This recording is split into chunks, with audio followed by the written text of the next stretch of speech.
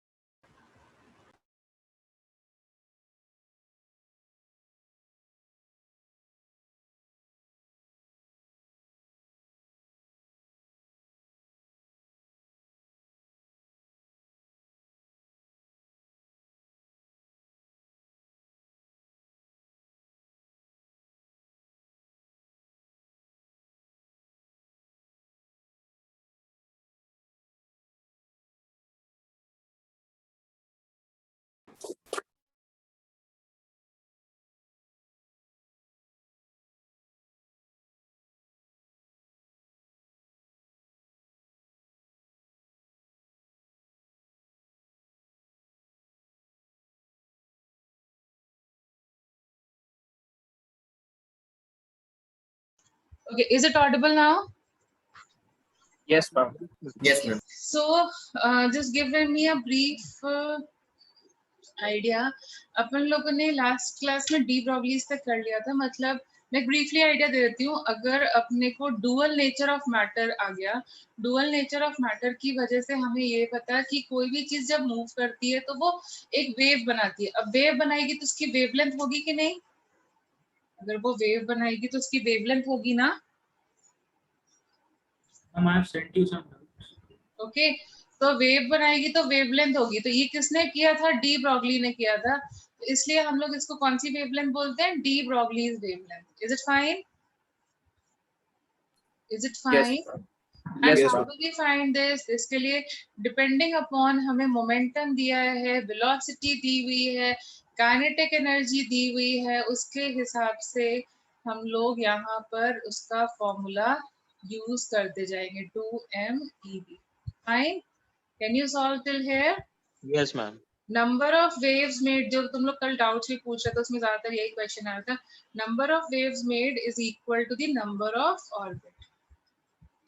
Okay, अच्छा। अब अगर ये डुअल नेचर ऑफ मैटर सही है तो इसका मतलब क्या हो गया कि अगर ये न्यूक्लियस है और एक इलेक्ट्रॉन है, वो यहाँ पर घूम रहा है, फॉर एग्जाम्पल लाइक दिस, यहाँ पर ऐसे घूम रहा है, ठीक है। तो अब देखो इसका, जैसे आप बोर्ड ने बोला था कि एक fix distance from the radius from the nucleus होगा, but if it is not moving like this, if this substance is making a wave, so do you feel like there will be a fixed distance from the nucleus or there will be a range of radius from the nucleus? Range of radius from the nucleus. Yes. So see, या तो वो इतने distance से लेकर के, मतलब हम ऐसे बोल सकते हैं कि R1, ये डिस्टेंस सपोजिंग R1 है, R1 से लेकर के R2 के बीच में कोई भी डिस्टेंस में लाई कर सकता है कि नहीं? Yes, ma'am. R1 से लेकर के R2, मतलब डेल्टा R लिख देते हैं, ठीक है। That is uncertainty in position, uncertainty in position, its position is uncertain, लेकिन ये इसी रेंज में रहेगा, ठीक है। जैसे पेंडुलम होता है ना, उसकी पोजीशन फिक्स नहीं होती है, कभी इधर होता है कभी उधर होता है, लेकिन हमें पता है कि एक इतने पर्टिकुलर रीजन में ही रह सकता है। Can you follow till here? Yes, ma'am. ठीक है, so if you can follow this till here, so let's move to the next part, ठीक है। So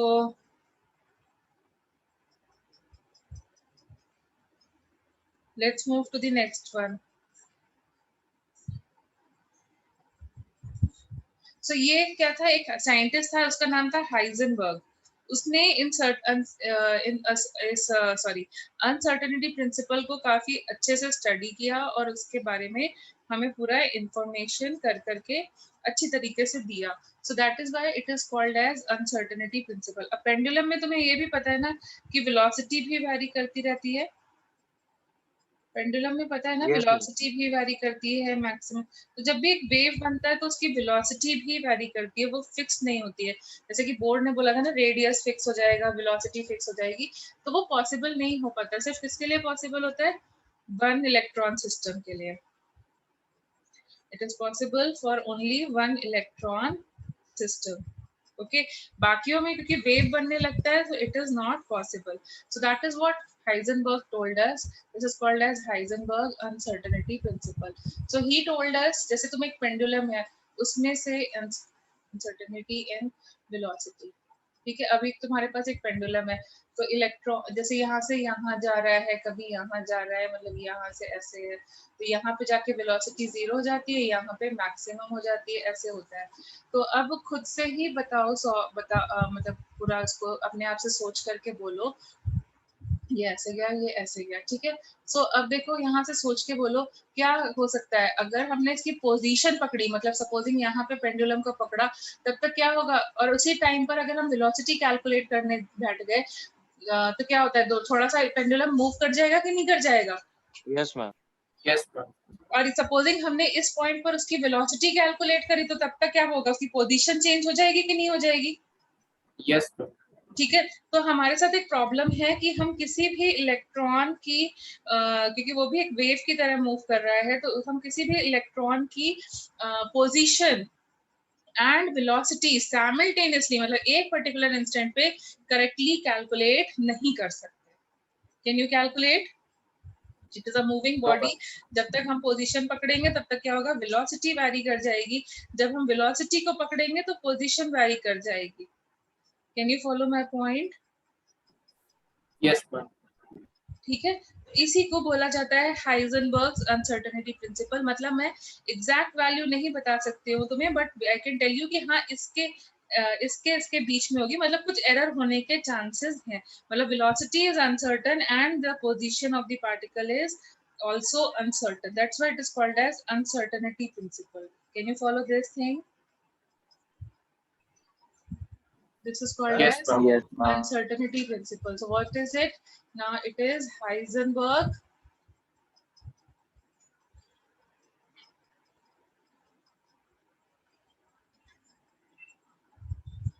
uncertainty principle.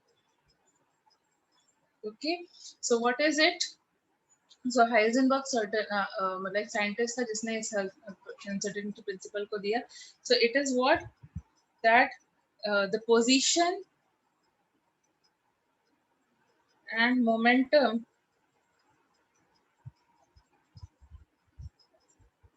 of the electron cannot be calculated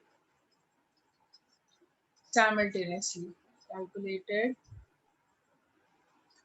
simultaneously with accuracy. मतलब हमसे कुछ ना कुछ गड़बड़ तो हो ही जानी है. accuracy. मैम सिर्फ इलेक्ट्रॉन के लिए? तो बेटा और कौन मूव करता है, और किसके पास मोमेंटम होगा? नहीं मतलब मैम रियल लाइफ में, मतलब रियल लाइफ में तो वेव निग्लेजिबल बनता है ना, मतलब उसकी पोजीशन फिक्स ही रहती है. ओके. तुम्हें 100 ग्राम की बॉल या 0.1 ग्राम की बॉल से मैंने शायद एक क्वेश्चन करके भी बताया था, तो उस केस में जो डी ब्रॉगलीज वेवलेंथ आता है बहुत हाई आ रहा था, मतलब बहुत ही लो आ रहा था, 10⁻⁻⁶ के में उसमें आ रहा था. लास्ट क्लास में क्वेश्चन कराया होगा तो मैंने तभी तुम्हें बता दिया था कि देखो जब 100 ग्राम की चीज लेती हो तो इतनी कम वेव नेचर आता है, तो बड़ा वेट लेंगे तो कम वेव और ज्यादा कम वेव नेचर हो जाएगा कि नहीं? यस.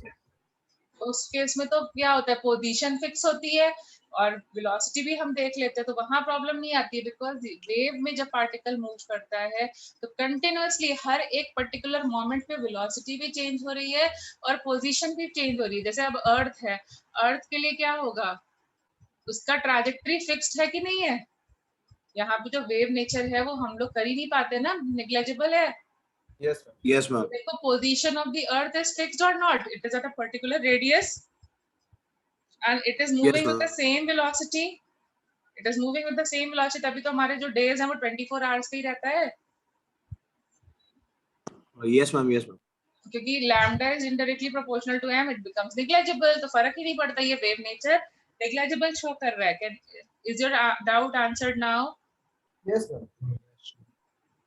ठीक है, बट क्योंकि इलेक्ट्रॉन या फिर ऐसे कह लो सब एटॉमिक पार्टिकल्स में क्या प्रॉब्लम आती है, वेव नेचर काफी सिग्निफिकेंट होता है, बहुत हाई उसमें होता है, तो ऑब्वियसली जो डेल्टा आर होगा वो भी बहुत हाई रेंज का होगा। Yes, ma'am. जब लैम्डा बड़ा है तो डेल्टा आर भी हाई रेंज का होगा, और वेलोसिटी में भी बहुत ज्यादा डिफरेंस आएगा, आएगा ना? Yes, ma'am. तो हम लोग we can't afford to neglect, इसीलिए अनसर्टेनिटी प्रिंसिपल कहाँ काम कर रहा है? सब एटॉमिक पार्टिकल में काम कर रहा है, लेकिन जब हेवी बॉडी होती है तो वहां पे काम नहीं करता है। मैम मोमेंटम में तो मास भी होता है। क्या? तो मास थोड़ी ना वैरी करता है किसी चीज का, क्या इलेक्ट्रॉन का मास वैरी करता है? No ma'am. क्या वेरिएबल है मोमेंटम के केस में? Velocity. Velocity. वेलोसिटी। तो वो जो मैं तुम्हें वेलोसिटी के फॉर्म में समझा रही थी, वो बेसिकली उनको वो एज एन होल मोमेंटम बोलते हैं। Okay, can you follow now? Yes ma'am. Yes. ठीक है, तो अब मतलब उनका कहने का सेंस ये है कि अगर तुम लोग कभी भी पोजीशन और मोमेंटम को दोनों को एक साथ कैलकुलेट करने बैठोगे तो तुमसे गड़बड़ होगी, और वो गड़बड़ कितने की होगी? जो मिस्टेक होती है वो कितने की हो सकती है? जो मिस्टेक है वो कितनी क्वांटिटी की हो सकती है? भाई एक लाइन है, उसकी लेंथ है 2 सेंटीमीटर, तो तुम कितना बोल सकते हो? 0 से लेकर के इन्फिनिटी कोई भी सेंटीमीटर बोल सकते हो ना, वो मिस्टेक ही तो होगी। Yes, ma'am. Yes, ma'am. ठीक है, तुमने लेंथ नहीं मेजर करी तो लेंथ मेजर करने का सही तरीका तो एक ही वैल्यू आएगी, लेकिन इनकरेक्ट आंसर के तो बहुत सारे ऑप्शंस हो सकते हैं ना। Yes, ma'am. Are you following it? Incorrect option के तो बहुत सारे Yes, आंसर्स हो सकते हैं, तो वही चीज है यहाँ पर, इनकरेक्ट ऑप्शन के तो बहुत सारे आंसर्स हो सकते हैं।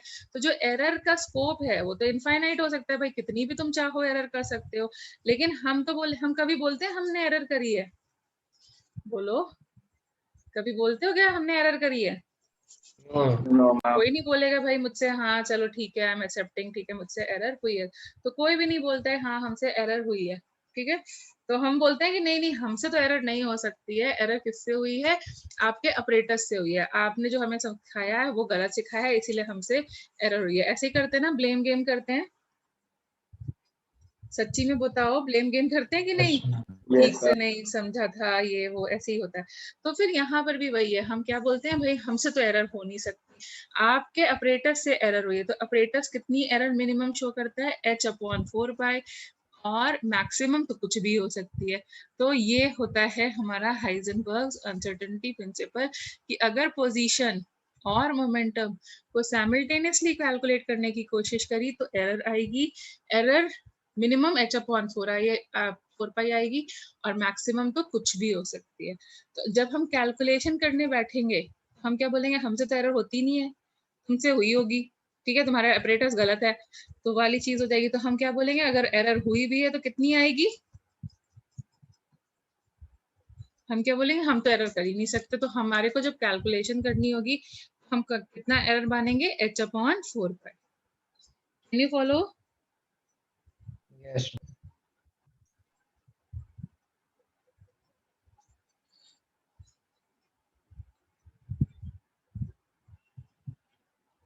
Okay, Delta x is the distance traveled. No, uncertainty in position. ये देखो पेंडुलम की अनसर्टेनिटी कितनी होगी, इतनी होगी, यहाँ से लेके यहाँ तक है। मतलब Yes. जैसे फॉर एग्जाम्पल तुम किसी भी क्लास के स्टूडेंट हो, फॉर एग्जाम्पल तुम 11B के स्टूडेंट हो, तो 11B का मतलब क्या हो गया? तुम 11B में तुम कहीं पर भी बैठ सकते हो ना, कोई फिक्स लोकेशन तो नहीं होगी ना। Yes, ma'am. ऐसे ही इलेक्ट्रॉन जो है वो वेव बना रहा है, तो इधर से लेकर के मतलब कह सकते हो, जैसे for example let me make it this way, electron जो है ये है हमारा रेडियस, तो इलेक्ट्रॉन यहाँ से लेकर के यहाँ तक पूरे रीजन में एग्जिस्ट कर सकता है ना, एक फिक्स्ड रेडियस पे नहीं एग्जिस्ट करेगा। Yes, ma'am. तो इसको हम डेल्टा एक्स बोल सकते हैं, कहीं पे भी हो सकता है, इतनी रेंज है। Yes, ma'am. Yes, ma'am. ठीक है, so this is what is delta x, range and position. Can you get it now? Yes, ma'am. ठीक है, मतलब जब हम पोजीशन निकालेंगे तो हमसे एरर होनी ही होनी है. So that is why we say uncertainty in position. Is it fine now? Yes, ma'am. Yes. And delta p will stand for uncertainty in momentum. और जिसमें से मास तो ऑब्वियसली कांस्टेंट होता है, तो we will say delta p is nothing but it is equal to m delta v. अब समझ में आ गया पूरी बात? Yes, ma'am. Yes. तो देखो इसके क्वेश्चन बड़े सिंपल से ही आएंगे, ऑब्वियस सी बात है, कोई ज्यादा डिफिकल्टी होगी नहीं. तो तुम देखो जरा सॉल्व कर करके क्वेश्चंस को. तो जैसे for example I give you a question,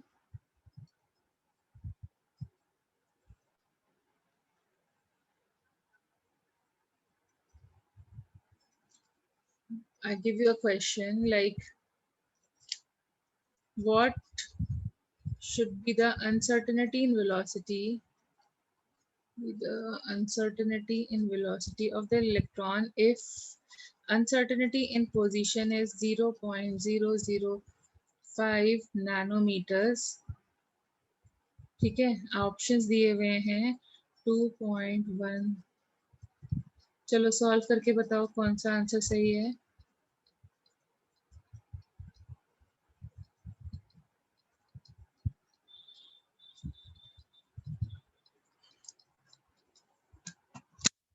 solve करके बताओ क्या आंसर आएगा.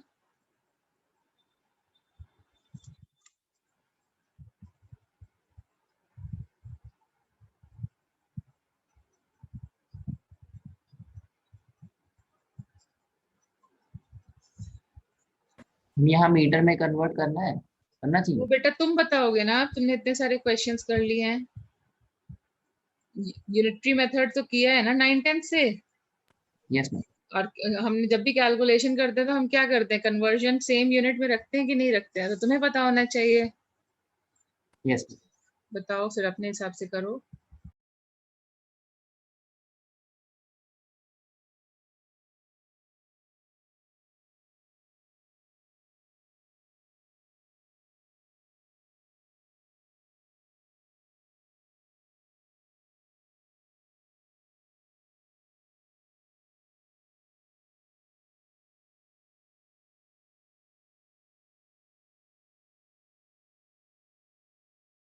Ma'am B option 1.158 into 10 power 7.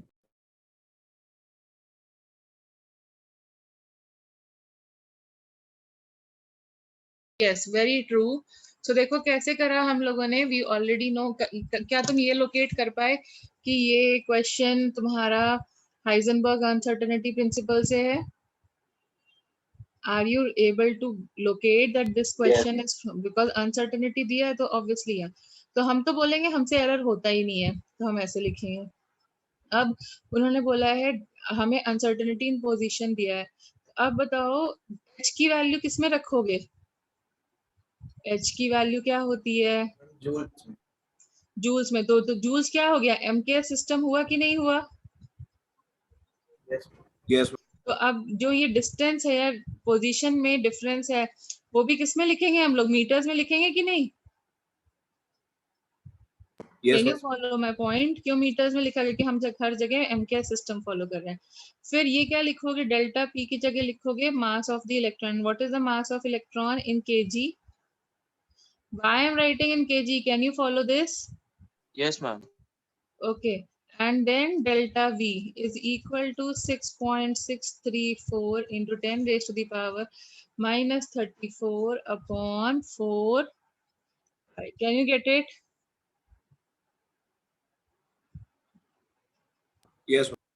ठीक है, तो अब बस सॉल्व करने को रह गया. तो delta V will be equal to how much? 6.63. इसको अप्रोक्सीमेटली 4 3 12 लिख सकते हैं. चेक कर लो, चेक कर लो. पाई की वैल्यू लिख सकते हैं 4 3 12 अप्रोक्सीमेटली. Yes ma'am.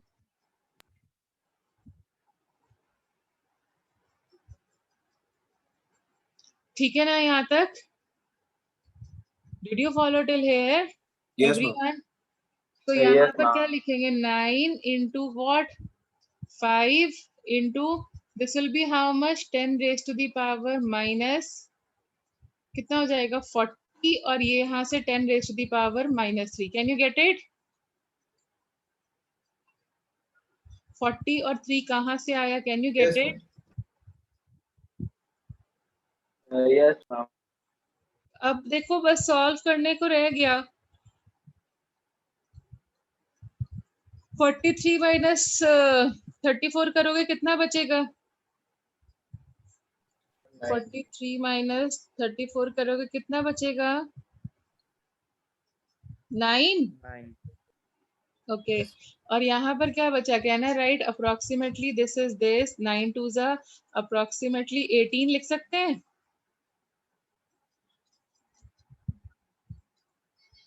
देखो can I right like this? Yes.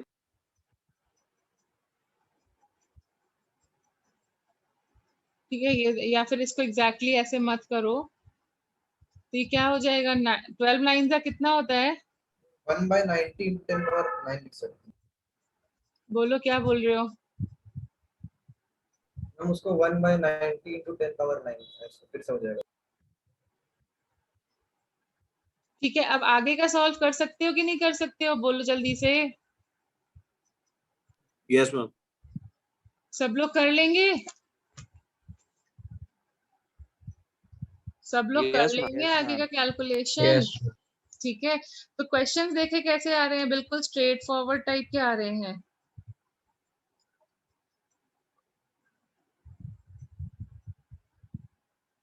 Can you see they are बिल्कुल स्ट्रेट फॉरवर्ड. Yes, ma'am.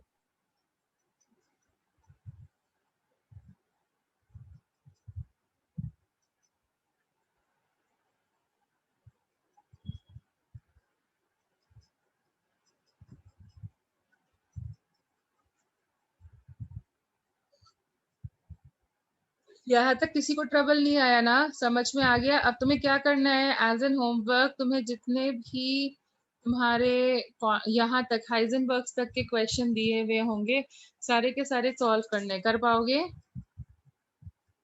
सारे क्वेश्चन सॉल्व कर पाओगे? Yes. Good enough.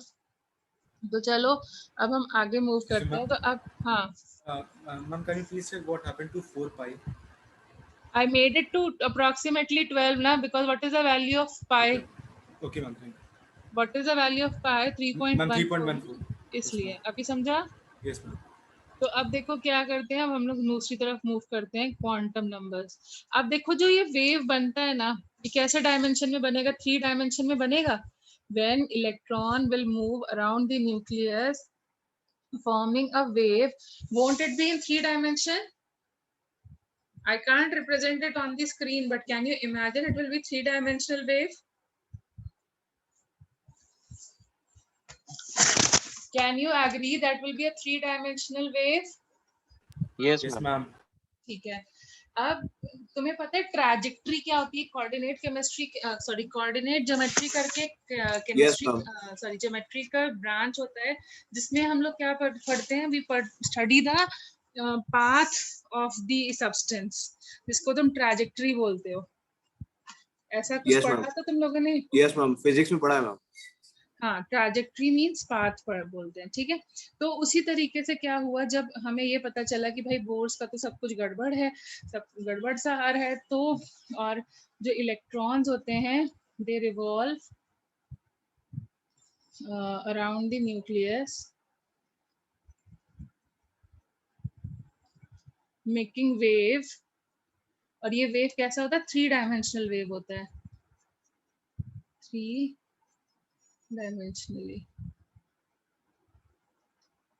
ठीक है 3-डायमेंशनल वेव होता है. तो अब ये 3-डायमेंशनल वेव जो बनता है अब क्या हुआ? एक साइंटिस्ट आया उसका नाम था श्रोडिंगर. तो श्रोडिंगर ने क्या किया? इस वेव की जो पाथ बन रही थी ना उसको पूरा स्टडी किया और उस वेव के हिसाब से हमें एक proper equation the he was a mathematician, तो उसके बेसिस पे उसने उस ट्रैजेक्टरी या उस पाथ को अच्छे से स्टडी किया और अपने को एक इक्वेशन दी जिसको हम लोग बोलते हैं Schrodinger's wave equation. Can you follow till here? That is called as Schrodinger's wave equation. अब 3 डायमेंशन में जब जैसे एक लाइन रिप्रेजेंट करते हो, एक लाइन बनाते हो ना, तो लाइन किस डायमेंशन में है? 1 डायमेंशन, 2 डायमेंशन या 3 dimension? 2 dimensional ma'am, plane 2 dimension. पे बनता दैट है। Is why you say y is equal to mx plus c। 2 dimension आए, y एक्सिस वाला और x एक्सिस वाला 2 डायमेंशन आए। Yes, ma'am. ठीक है, तो चाहे पैराबोला हो चाहे सर्कल हो, तो उसमें हम लोग 2 डायमेंशंस को यूज करते हैं। That's why we say y is equal to mx plus c, या फिर उस वे में रिप्रेजेंट करते हैं। बट यहाँ पर तो 3 डायमेंशंस हो रहे हैं। Can you get it? x dimension में भी मूव कर सकता है, y डायमेंशन में भी मूव कर सकता है, z में भी मूव कर सकता है। So there are 3 dimensions moving. Yes, ma'am. Yes, ma'am. तो अब यहाँ पे कितने वेरिएबल्स होंगे? 3 Three variables. variables. 3 variables, because इसको हम लोग 3 डायमेंशंस में पढ़ रहे हैं। ठीक है, so we are studying the trajectory of electron in 3 dimensions. 3 dimensions में पढ़ रहे हैं।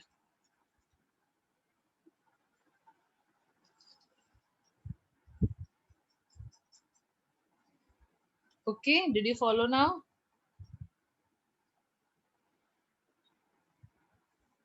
Did you follow Yes, now? ma'am. ठीक है, तो उसने हमें एक इक्वेशन दी। इस इक्वेशन को तुम्हें कैसे सॉल्व करना है, क्या करना है, वो हम लोग नहीं पढ़ेंगे। क्यों नहीं पढ़ेंगे? क्योंकि हमारे सिलेबस में क्या हो जाता है, हमारा जो सिलेबस होता है वो हमें सिंगल डिफरेंशिएशन करना सिखाता है, डबल डिफरेंशिएशन करना नहीं सिखाता। मतलब तुमने फिजिक्स वगैरह में पढ़ा होगा dy/dx, यही पढ़ा है ना? Yes, ma'am. You did not study d square y by dx square. This is called as double पढ़ा है। differentiation. मैम मैंने अकेले पढ़ा पढ़ लिया। Yes, ma'am. तो मुझे मैम, मुझे मैं जो इसमें इन्फॉर्मेशन है continue- ना, उसके हिसाब से मैं नहीं पढ़ाया जाता। ये इंजीनियरिंग में पढ़ाया जाता है। ठीक है, तो मैं तो इसको आगे नहीं कंटिन्यू कर रही हूँ। फाइन, ये इंजीनियरिंग में पढ़ाया जाता है double and triple differentiation. 12th के आईआईटी के सिलेबस में तो ये नहीं कराया गया। अब किस पर्पस से सर ने बताया वो मुझे नहीं पता। मैम 1-2 क्वेश्चंस करा दिए थे सर ने। हाँ, तो वो बस ऐसे ही करा दिए गए। बट डबल डिफरेंशिएशन, हाँ बोलो। ये नहीं कराया था, दूसरा कराया। हाँ, वही मैं कह रही हूँ, 2 बार डिफरेंशिएट करवाना करा दिया, अगर डबल डिफरेंशिएशन नहीं कराया होगा। That is I am quite sure it is done in IIT. Okay, and that too also in second year, मतलब 3rd सेमेस्टर में करवाया जाता है। यहाँ पर वो तो पक्का है, तुम कंफ्यूज हो रहे हो किसी चीज से, सर करा ही नहीं सकते हैं। हम करवाया था। Yes, ma'am. करवा। I don't know, First common मतलब है। I don't know, then I am not continuing it further for the time being. Fine, we are not going ahead in this. Okay, so what happens is उसने trajectory को पढ़ा पूरा अच्छी तरीके से in 3 dimensions and he gave us an equation. और इस equation में क्या है, double differentiation आता है, that is 2 psi square. अब ये x axis के along आएगा, y axis के along आएगा, z axis के along आएगा। ठीक है, and then it will be 8 pi square m h square e minus b psi is equal to this. What is psi? Psi represents the path of the electron along all the 3 axes, x, y, z axis. Okay, अब ये देखो इसमें कितने variables हैं। E represents your total energy. ये equation है जिसको हम श्रोडिंगर्स वेव इक्वेशन बोलते हैं। V represents the potential energy of the electron. Fine, तो इसको हम बोलते हैं श्रोडिंगर वेव इक्वेशन। लेकिन हम इसको सॉल्व और ये कैसे आई इसकी डेरिवेशन नहीं करते हैं, क्योंकि हमारे सिलेबस के बियॉन्ड है। बस हम इतना करते हैं कि ये एक इक्वेशन है। अब इसके वेरिएबल्स कितने डायमेंशन में जा रहे हैं? इसके वेरिएबल्स कितने 3 डायमेंशन dimension. में जा रहे हैं? 3 डायमेंशंस में जा रहे हैं। X, y, z are these variables. Position है 3 डायमेंशनल Yes, मोशन में, कितने डायरेक्शंस में जाएगी? तीन डायरेक्शंस में आया कि नहीं? Yes, ma'am. Yes, ma'am. Ma'am ये एस क्या है? एस जैसा कहाँ एस है? एस स्क्वायर वो can you read out where? Ma'am, Ma'am, before partial psi. derivative. Now equation में s square psi upon S s square square. अपन S x square ये S नहीं, ये डेल्टा है। For a very small okay quantity ma'am okay delta ऐसे लिखते हो ना, ठीक है, और फिर स्मॉल क्वांटिटी के लिए ऐसे लिखना चाहिए, ऐसे डेल्टा बनता है। These are the symbol for delta, जिसको तुम बाद में डेल्टा ना लिख करके मतलब बुक्स में प्रिंटिंग में दिक्कत आती है तो dy by dx यस कर मैम देते हैं। डी एक्चुअली वो डेल्टा y होना चाहिए। Can you follow? प्रिंटिंग के में टाइम पे वो डेल्टा को ना लिख करके d कर देते हैं। अभी क्लियर हुआ?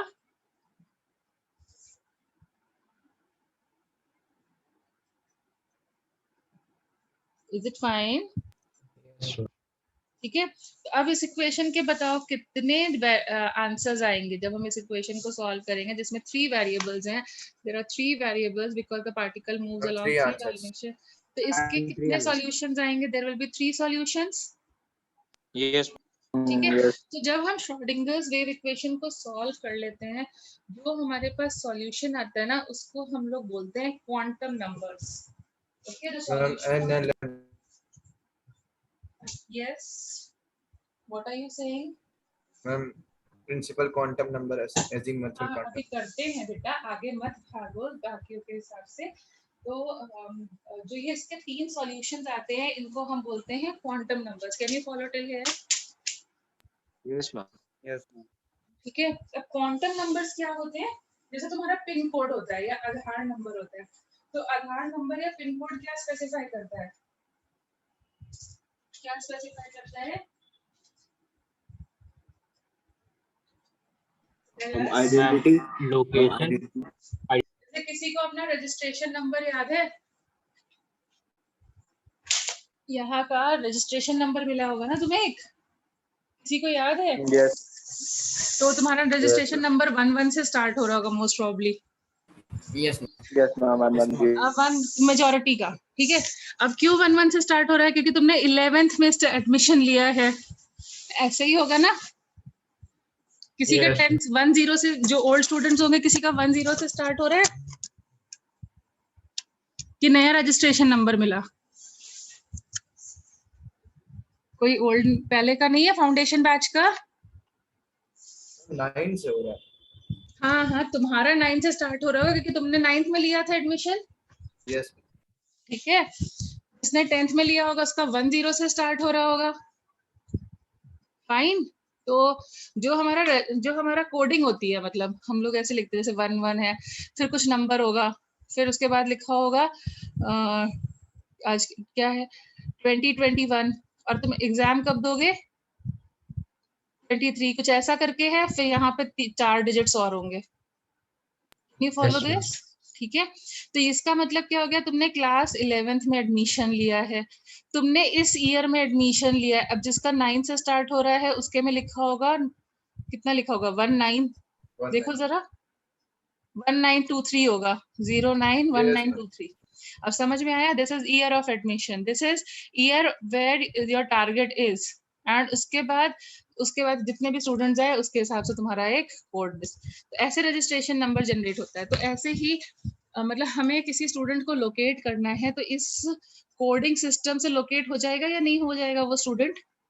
Yes, ma'am. ठीक है, तो जो ये 3 सॉल्यूशंस आते हैं उनको हम लोग कहते हैं क्वांटम नंबर्स। क्वांटम नंबर्स का क्या मतलब होता है?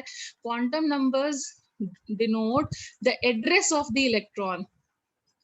क्वांटम नंबर्स, ठीक है। तो क्वांटम नंबर्स क्या होते हैं? अगर मैं इनको रफली बोलूं तो they are just like your registration number, they denote the address of the electron. जैसे हम लोग मल्टी इलेक्ट्रॉन सिस्टम की वजह बात करेंगे, जैसे हमने गोल्ड के बारे में बात करते हैं, तो गोल्ड के पास 79 इलेक्ट्रॉन्स होंगे, Yes, ma'am. होंगे 79 इलेक्ट्रॉन्स। Yes, ma'am. तो अब 79 को सबको हम कैसे आइडेंटिफाई करें? अभी देखो यहाँ पर क्या है, बहुत सारे बच्चे हैं, बहुत सारे स्टूडेंट हैं, इसलिए हम लोगों को यहाँ कोडिंग सिस्टम बनाना पड़ा और हमने रजिस्ट्रेशन नंबर कर करके ऐसे बनाया, ठीक है। तो ऐसे ही बहुत सारे जब इलेक्ट्रॉन्स हो जाएंगे तो उनको भी आइडेंटिफाई करने के लिए अपने को कुछ कोडिंग बनानी पड़ेगी। तो उसी कोडिंग को हम लोग यहाँ पर डिस्कस कर रहे हैं। तो उसको हम लोग किस कोडिंग से डिस्कवर करते हैं? That is called as quantum number. So quantum numbers are basically what? They give you the address of the electron. Can you follow? What is the need for quantum numbers? Yes, ma'am. Just to give you the address of the electron. अब जैसे for example तुम्हारे को ढूंढना है, किसी को ढूंढना है, तो how will you that person locate your this thing? तुम पहले सिटी का नाम बताओगे, फिर अपनी लोकेलिटी का नाम बताओगे, फिर अपनी बिल्डिंग का नाम बताओगे या सोसाइटी का नाम बताओगे, और फिर अपना फ्लैट नंबर या फिर हाउस नंबर ऐसे बताओगे।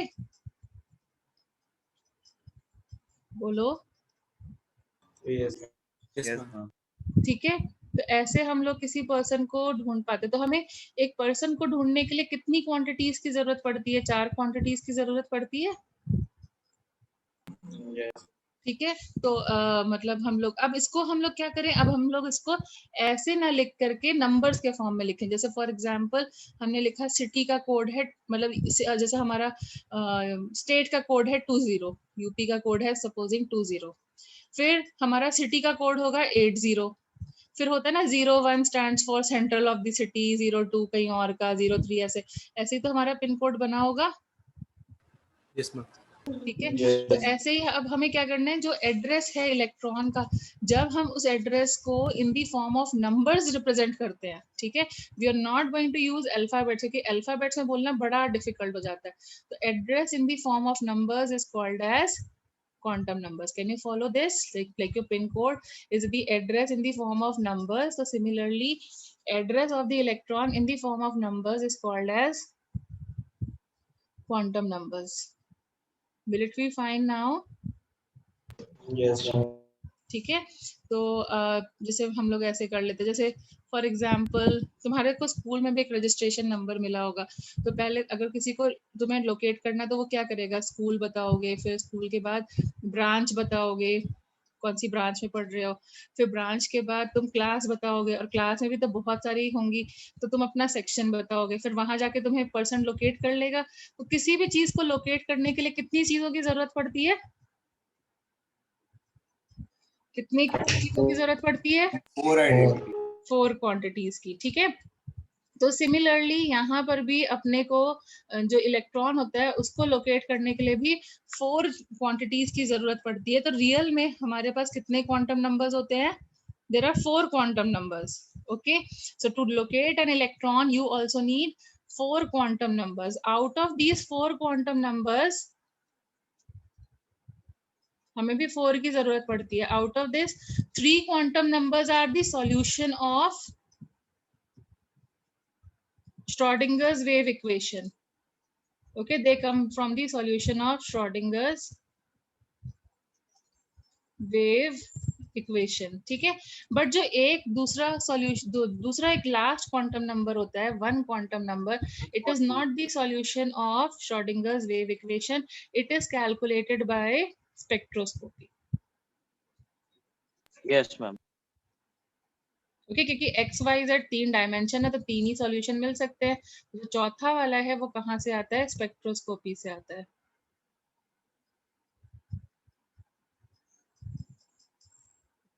ठीक है ना? Yes, ठीक है। तो अब देखो क्या होता है, अभी तक तुम्हें क्या पढ़ाया जाता था? तो हमें इलेक्ट्रॉन्स में कैसे हमें 4 चीजें चाहिए होती है, तो हमें क्या पढ़ाया जाता था? हमें क्या पढ़ाया जाता था कि भाई जो इलेक्ट्रॉन है वो डेफिनेट ऑर्बिट्स में घूमता है, जिनको हम लोग क्या बोलते हैं? शेल्स या फिर सब शेल्स या फिर एनर्जी लेवल, यही नाम देते हैं ना? yes, और एनर्जी लेवल्स, ठीक है। अब हमें फर्दर पढ़ना है क्या होता है। जो हमारे ऑर्बिट्स होते हैं, शेल्स होते हैं या सब शेल्स होते हैं, they are further divided into subshells, sorry मैंने उल्टा लिख दिया। शेल्स होते हैं जिनको हम लोग एनर्जी लेवल्स बोलते हैं, ऑर्बिट्स बोलते हैं, या फिर एनर्जी लेवल्स होते हैं। उनको हम लोग फर्दर डिवाइडेड करते हैं into subshells. Okay, they are further divided into subshells. अभी तक हमें कितने सब शेल्स मिल पाए हैं? Only 4 types of subshells we know, only 4 types. Okay, और उनके नाम भी हमने कर दिए हैं। उनको हम बोलते हैं s subshell, p subshell, d subshell and f subshell. ये कैसे आए? ये ट्विन टाइप की इमेज देता है। ये प्रिंसिपल, ये तुम्हारे काम की चीज नहीं है वैसे तो प्रिंसिपल इमेज देता है इसलिए प्रिंसिपल, ये डिफ्यूज्ड इमेज देता है इसलिए डिफ्यूज, और ये फंडामेंटल इमेज देता है तो इसलिए फंडामेंटल। बट हमारे को सिर्फ 4 तरीके के डिस्कवर हुए हैं अभी तक। कौन कौन से? S, P, D, F. So can you understand shells are further divided into subshells? Yes, ma'am. Yes, ma'am. yes, Okay, then subshells। अब क्या हो गया? हम घर आ गए, घर सोसाइटी में आ गए, सोसाइटी में फिर हमें फ्लोर पता चल गए। फ्लोर पता चलने के बाद में अब हमें क्या करना है? अब हमें कौन सा मतलब क्या बोलते हो, ऑर्बिटल में जाना है, मतलब कौन से फ्लैट में जाना है। उसके लिए हम लोग क्या होता है? Subshells are further divided into orbitals. अब कितने किसमें ऑर्बिटल्स होंगे वो हम लोग अभी देखेंगे। And one orbital can accommodate maximum of accommodates maximum of 2 electrons only। बस 2 electrons होंगे, उससे ज्यादा नहीं होंगे। ठीक है, 2 electrons रहते, मतलब एक घर में सिर्फ 2 electrons रह सकते हैं। Fine, Yes, ma'am. Ma'am Y? अभी करते हैं क्यों। ठीक है, एक एक कर करके एक एक पॉइंट को डिस्कस करेंगे। मैम लास्ट स्लाइड में आपने स्पेक्ट्रोस्कोपी की लिखा था मैम, वो क्या होता है? क्या? मैम लास्ट स्लाइड में आपने स्पेक्ट्रोस्कोपी टर्म लिखा था। हाँ, स्पेक्ट्रोस्कोपी लिखा था। क्या उसमें क्या बोल रहे हो? मैम ये क्या होता है? एक ब्रांच ऑफ केमिस्ट्री होती है जिसमें मतलब कुछ और चीजें पढ़ी जाती है, एमएससी में कराई जाती है। तो सिर्फ नाम बता दिया है, बाकी उसकी ज्यादा रिक्वायरमेंट नहीं है। ठीक है, यस मैम। ठीक है। हम क्योंकि हम अभी लाइक मतलब हम तो, हमारा टारगेट तो आईआईटी का है, तो इसलिए हम उसी से जो सिलेबस रिलेटेड चीजें हैं उसके ऊपर थोड़ा ज्यादा फोकस करेंगे। Just for your extra information मैंने बता दिया। Fine, so let us move ahead. So on moving ahead, तो if I talk about subshells, orbits के बारे में तो मुझे नहीं लगता मुझे डिस्क्रिप्शन देना चाहिए। ऑर्बिट्स के बारे में तो मुझे नहीं लगता ना डिस्क्रिप्शन देना चाहिए। तो I am talking about subshell. तो देखो हमारे पास 4 तरीके के सबशेल्स होते हैं। एक होता है एस सबशेल, ठीक है, एस सबशेल। तो इसका जो शेप होता है ना, इसका जो शेप होता है वो होता है स्फेरिकल शेप, स्फेरिकल। तो जो स्फीयर होता है वो कितने एक्सिस के अलोंग ओरिएंटेड होता है ये बताओ जरा। एक स्फीयर जो होगा वो किस एक्सिस के अलोंग एफिनिटी ज्यादा दिखाएगा? एक्स एक्सिस के अलोंग, वाई एक्सिस के अलोंग, या जेड एक्सिस के अलोंग? और you will say it has no affinity along any axis, No और affinity. you will say No it will, affinity.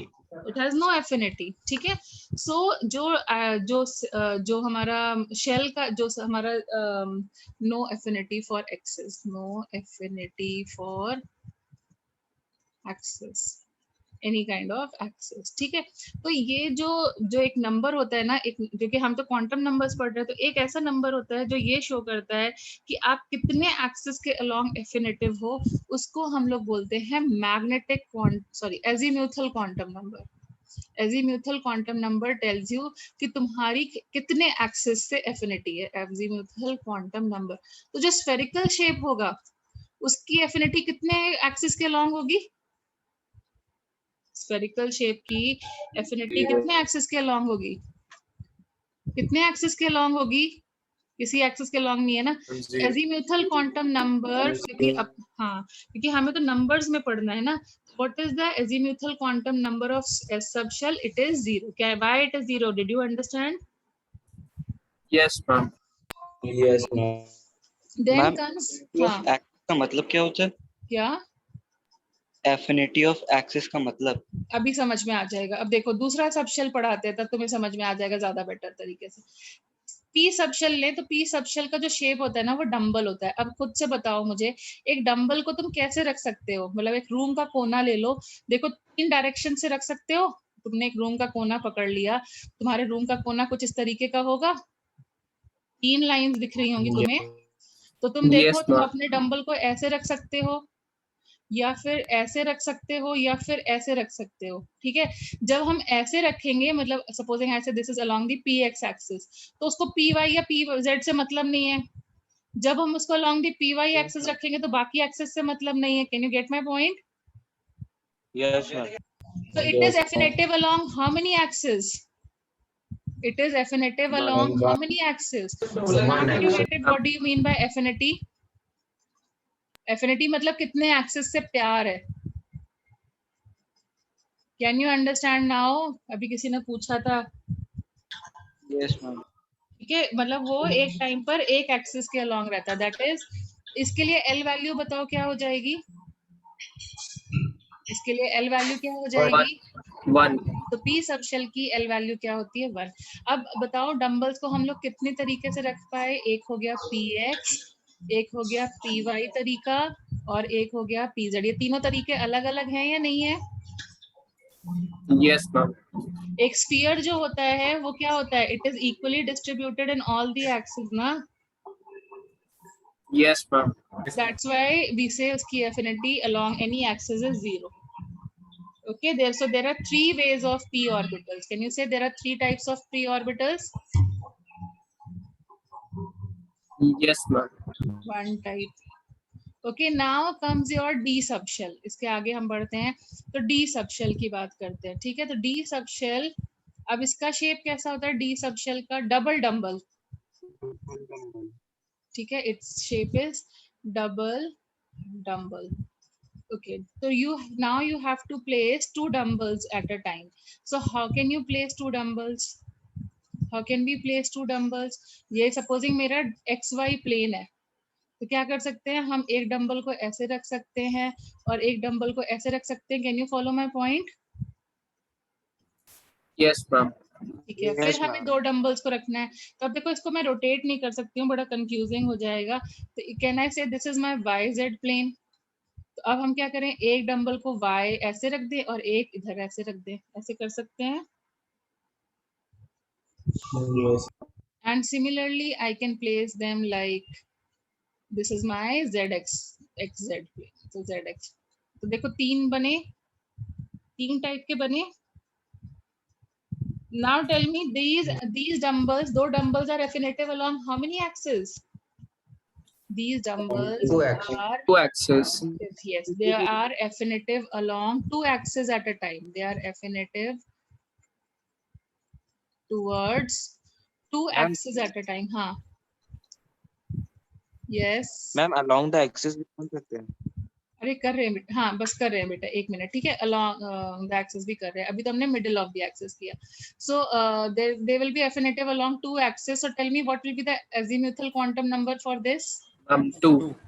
Now see, जैसे मैंने अभी तो इन बिटवीन द एक्सिस किया था, तो अब अलोंग द एक्सिस भी कर सकते हैं। जैसे ये XY है, I can place it like this and like this. ठीक है, तो अब क्या इसको नाम दें? क्या इसके लिए DXY लिखना सही है? क्या इसके लिए DXY लिखना सही है होगा? नहीं सही होगा ना, क्योंकि DXY का तो मतलब है in between the axis. You get the difference? DXY, DYZ, DZX stands for in between the axis, but we are placing along the axis. इसको ये लिखना सही नहीं होगा, so that's why we call it as DX square minus Y square. Can you follow why we write DX square minus Y square? Yes ma'am. Yes. Okay, then अब फिर क्या है?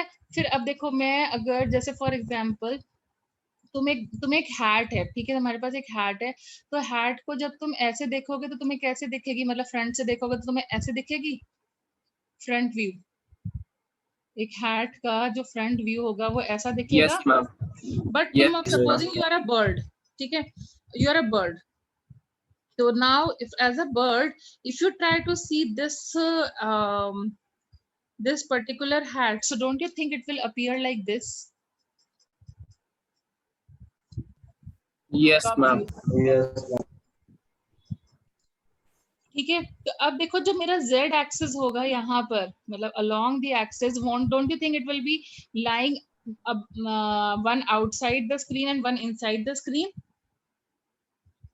जो z Yes. एक्सिस होगा वो outside the screen and inside the screen होगा, ठीक है। तो अब इसके लिए जब हम अलोंग द एक्सिस, मतलब जब हम लोग YZ प्लेन में अलोंग द एक्सिस बनाने की कोशिश करेंगे तो क्या होगा, Y वाला तो दिखेगा ऐसे, लेकिन Z वाला कैसा दिखेगा, Z वाला क्या दिखेगा, उस डंबल का सिर्फ ऊपर वाला पार्ट दिखेगा ना, Yes. डंबल का सिर्फ ऊपर वाला पार्ट दिखेगा। तो Z एक्सिस में ऐसे अबव द स्क्रीन, मतलब पेन को ऊपर से देखो तो तुम्हें सिर्फ सर्कल दिखता है ना, Yes. ठीक है। तो उसको हम लोग बोलते हैं dz square along the axis if we keep, so we will have two possibilities, dx square y square and dz square. So tell me how many types of d orbitals you are getting, how many types of d, yes, how many ways you can keep the d electron, you can keep it in 5 ways. Now can you follow? Yes, ma'am.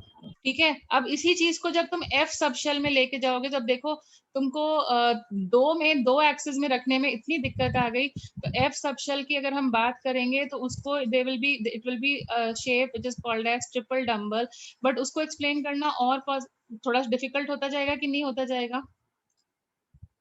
Yes. तो ये जो F का shape है ना, it is not in our syllabus, so it will be oriented along 3 axis, it is oriented along 3 axis, मतलब x x y z ऐसे करके इनके नेम होते हैं। तो इसलिए बस हमारा जो काम की चीज है क्या है, वो ये है L की वैल्यू कितनी हो जाएगी 3. और कितने तरीके के F सब शेल्स होंगे वो अब मुझे बता दो। देखो जब हम लोगों ने S लिया था तो 1 था, फिर 3 हुआ, फिर 5 हुआ, तो कन्वेंशनली बताओ नेक्स्ट कितने टाइप्स के होंगे, 7. ठीक है, क्योंकि हम ऑड नंबर से चल रहे थे। तो F सब शेल कितने टाइप्स के होंगे, तो types of F sub shell कितने हो जाएंगे, so they will be 7। Excuse me, yes, हम थोड़ा डिस्कनेक्ट हो गए थे, बता देंगे आप पिछले वाला 5 देखो अलोंग द एक्सिस बनाया और बिटवीन द एक्सिस बनाया, तो 5 टाइप्स में बनेगा। यहाँ पे along the axis में dx square minus y square के लिखा है, क्योंकि अगर हम dxy लिखते तो वो उसका हमने ऑलरेडी नाम लिखा है इन बिटवीन द एक्सिस, वो क्लियर है। डिफरेंशिएट करने के लिए कि we are taking it along the axis, कुछ नया तरीके से लिखना पड़ेगा कि नहीं, यस मैम, इसलिए लिखा। टाइप्स मतलब है कि इलेक्ट्रॉन को कितनी तरीके से रखा जा सकता है। यस, कितने मैनर में वो मूव कर सकता है, मतलब डंबल के फॉर्म में मूव करेगा, उसका जो ट्रैजेक्टरी होगा, अगर उसकी लाइन को हम ज्वाइन कर दें, उसके पाथ को ज्वाइन कर दें, तो हमें एक डबल डंबल मिलेगा। तो डबल डंबल कितने तरीके से मिल सकता है वो हमने किया।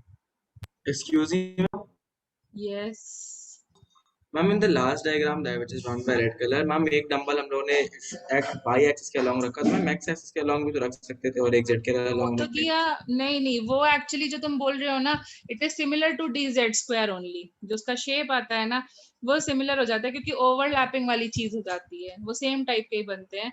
तो या तो x स्क्वायर y स्क्वायर बनता है या फिर dz स्क्वायर बनता है, वो वाला जो तुम बोल रहे हो ना वो इन दोनों में से सिमिलर बन जाता है, इसीलिए हम 6 नहीं बोलते हैं, ओके, क्योंकि वो 3 डायमेंशनली जब हम लोगों ने चेक किया तो वो सेम टाइप का ही बन रहा था। ओके, इसीलिए 5 बोल रहे हैं। Anything else? No ma'am. तो L नंबर कैसे डिसाइड करना है अब समझ में आया, L का जो नंबर है वो कैसे डिसाइड करना है वो समझ में आया।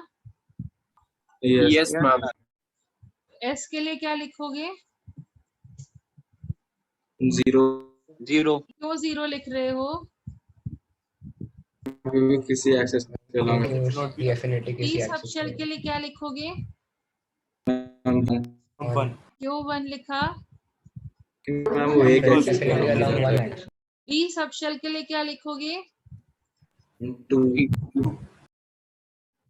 2, क्यों 2 लिखा, along two axes of ma'am the आपकी affinity. डबल डम्बल है, डबल डम्बल मतलब it will be oriented along two axis. Can you get it?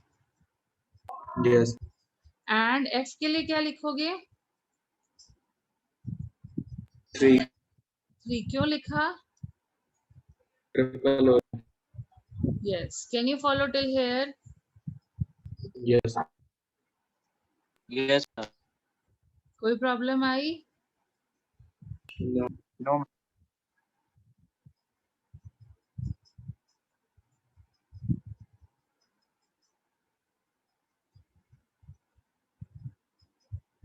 Okay.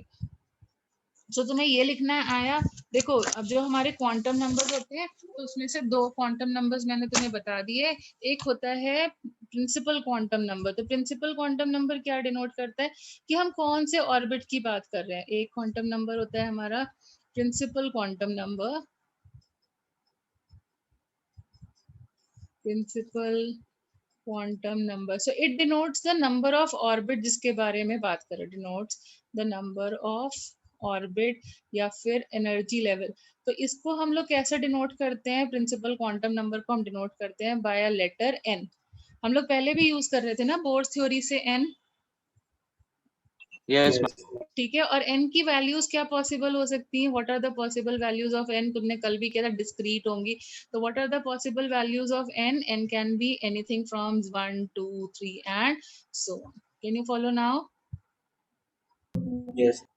ठीक है. उसके बाद में आता है हमारे पास next thing that is called as azimuthal quantum number. Azimuthal quantum number. अब जो शेल्स होते हैं वो फर्दर डिवाइडेड होते हैं सब शेल्स में. मतलब कैसे इलेक्ट्रॉन रोटेट कर रहा है. तो azimuthal quantum number this denotes the trajectory और you can say path of the electron. वो कैसे रिवॉल्व कर रहा है पाथ ऑफ द इलेक्ट्रॉन. ठीक है. तो ये बस हमें ये ध्यान रखना है. ये हमारे पास सिर्फ 4 तरीके के हो सकते हैं. क्यों? क्योंकि अभी तक हमने और डिस्कवरी नहीं की. Supposing fourth dimension is also discovered. अभी तक हमें देखो देखो सिर्फ 3 डायमेंशंस पता है ना, एक्स वाई जेड. हमें सिर्फ 3 डायमेंशंस पता है ना, Yes. X y Z. तो अब Yes, एक डायमेंशन ऐसा हुआ जब हम इक्वली तीनों में जा रहे हैं तो जिसको हमने बोल दिया एस सब शेल. फिर हम एक लाइन के अलोंग जा रहे हैं तो हमने बोल दिया पी सब शेल. फिर हमने 2 डायमेंशन के अलोंग मूव कर रहे हैं तो हमने बोल दिया डी सब शेल. अब फिर 3 के अलोंग मूव कर रहे हैं तो हमने बोल दिया एफ सब शेल. अब हो सकता है तुम में से कोई साइंटिस्ट बन जाए, अच्छे स्टडीज करे, तो वो हो सकता है 4th डायमेंशन डिस्कवर करे. तो 4th डायमेंशन डिस्कवर करेगा तो जी सब शेल भी आएगा कि नहीं? आफ्टर द डिस्कवरी ऑफ, जैसे देखो हमें 3 डायमेंशन Yes. पता है और 3 डायमेंशन में जितनी पॉसिबिलिटी थी हमने कर ली ना. एसपीडीएफ 3 पॉसिबिलिटीज 4 पॉसिबिलिटीज थी, हमने चारों पढ़ ली ना. Yes, ma'am. Is there any 5th possibility? No. No. Till now we don't know. Okay, because we don't have the 4th. And why don't we have the 5th possibility? क्योंकि we don't know the 4th dimension. तो अब इसके हिसाब से S सब shell होगा तो L की वैल्यू कितनी रहेगी? क्योंकि हमें तो नंबर्स में लिखना है ना. बोलो. B सब शेल की L वैल्यू क्या रहेगी? 2. एंड F सब शेल के कितनी वैल्यूज रहेगी? 3. 3. ठीक है. अब इसके हिसाब से क्या होता है, अब हम एक और चीज डिफाइन करते हैं that is called as magnetic quantum number. Now what does this signify? It signifies कि what is the orientation of the electron. Magnetic quantum number, it is represented by m and it signifies the orientation of the electron. Orientation of the electron. ठीक है. It depends on your subshell. Orientation जो होती है मतलब कितने types के सब electron कितने टाइप से रोटेट कर सकता है. Doesn't it depend on the shape of the subshell? Doesn't it depend on the shape of the subshell? Spherical था तो एक ही तरीका था, पी सबशेल बना तो 3 तरीके हो गए, ऐसे से कर करके. था कि नहीं? था कि नहीं? Yes. ठीक है. Depends on the value of L. ठीक है. सो जैसे यहाँ पर देखो कितने टाइप्स बन रहे थे. एस सबशेल के लिए कितने टाइप्स बन रहे थे? How many types? 1 type, 3 type, 5 type और यहाँ पे 7 टाइप्स. तो जो ये टाइप्स होते हैं इनको हम लोग बोलते हैं ऑर्बिटल्स. ठीक है, जितने टाइप्स होते हैं उनको हम बोलते हैं ऑर्बिटल्स। लेकिन हम बोल तो दे रहे हैं ऑर्बिटल्स, लेकिन और इनको नाम भी हमने दे दिए हैं अल्फाबेट्स के फॉर्म में, जैसे हमने लिखा कि एक्स एक्सिस के अलॉन्ग रोटेट कर रहा है, वाई एक्सिस। लेकिन हमें कैसे रिप्रेजेंट करना है? Don't you think we have to represent in the form of numbers? Can we use px py pz? नहीं, we can't use, because we are talking about quantum numbers. तो मुझे इसको numbers के फॉर्म में reflect कराना है, ठीक है। तो नंबर्स हम लोग कैसे निकालते हैं? तो नंबर्स के लिए हम लोगों ने क्या तरीका निकाला? उन लोगों ने नंबर्स के लिए उन्होंने बोला कि एल की वैल्यू से रिप्रेजेंट करो, और एल की जो वैल्यू है, जो एम की जो वैल्यू है वो कहाँ से कहाँ वेरी करती है? -L2 plus L including zero, ठीक है। सो जैसे फॉर एग्जाम्पल अगर L की वैल्यू 0 है, कब L की वैल्यू 0 होती है? S. S When I subshell. saw So how many M values will be possible? 0. 0. That means there is only one way of one orientation. Can you follow my point? There is only one orientation. One value of L means there is only one way of the electron to rotate. And isn't it spherical? Isn't it only the spherical way of the electron to rotate? Yes, ma'am. ठीक है। Then if I say L is equal to 1, M की कितनी possible values होंगी? 3. 3. So check how many? This, this, and this. And you know there are 3 values, means there are 3 ways of rotation: px, py, pz. There are 3 ways of rotation na? Then similarly, if L is equal to 2, M की कितनी values possible है? 5. 5. So that means, didn't we do there are 5 ways of rotation? Yes. And then if L is equal to 3, M की कितनी values possible है? 7. And there were 7 ways of rotation. Okay, सो इनको हम लोग बोलते हैं orbitals. मतलब ऑर्बिटल्स, तो मतलब S के पास कितने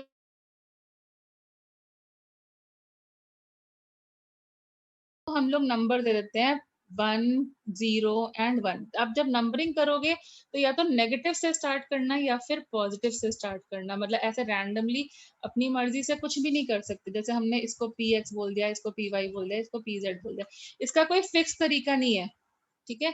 इसका कोई फिक्स तरीका नहीं है। अगर तुम बहुत ही ज्यादा फिक्स तरीका बोलना चाहते हो, जैसे कि py को 0 बोलेंगे, कि px को 0 बोलेंगे, तो तुम उसके लिए एनसीईआरटी बुक को रेफर कर सकते हो। बट किस px को 0 बोला जाएगा या py को 0 बोला जाएगा, बाय कन्वेंशन इसका कोई फिक्स तरीका डेवलप नहीं हुआ है। Can you follow my point? Yes.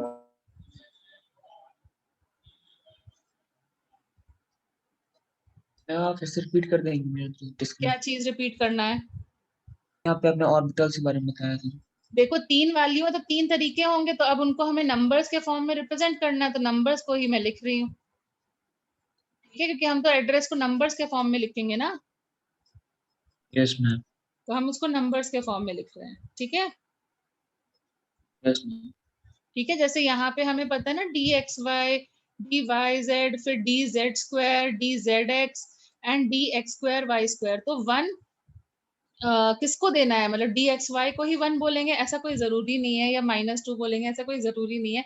ऐसा किसी बुक में नहीं लिखा है। बट अगर फिर भी तुम किसी को नंबर देना चाहते हो तो तुम उसके लिए एनसीईआरटी बुक को रेफर कर सकते हो कि कौन से तरीके को हम 0 बोलेंगे, कौन से तरीके को 1 बोलेंगे। ऐसा किसी बुक में कोई फिक्स तरीका नहीं दिया हुआ है। Is it fine? Is it fine? Yes ma'am. तो जैसे अब यहाँ पे Yes, 7 ma'am. ऑर्बिटल्स बनेंगे। 7 ऑर्बिटल्स 1 2 3 4 5 6 एंड 7। तो इनका नंबरिंग हम क्या करेंगे? ऐसे, ओके।